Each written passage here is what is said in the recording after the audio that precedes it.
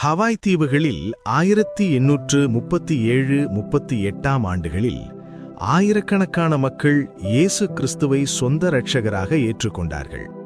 இதற்கு காரணம் Titus cone என்கிற மிஷனரி ஆவார்.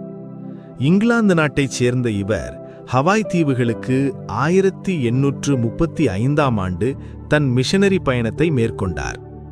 குறுகிய காலத்தில் ஹவாய் மொழியை கற்றுக்கொண்ட அவர் ஒவ்வொரு மக்களின் தனிப்பட்ட நிலைமைகளையும் இவர் நன்கு அறிந்து அவர்களுக்காக ஜெபித்தார்.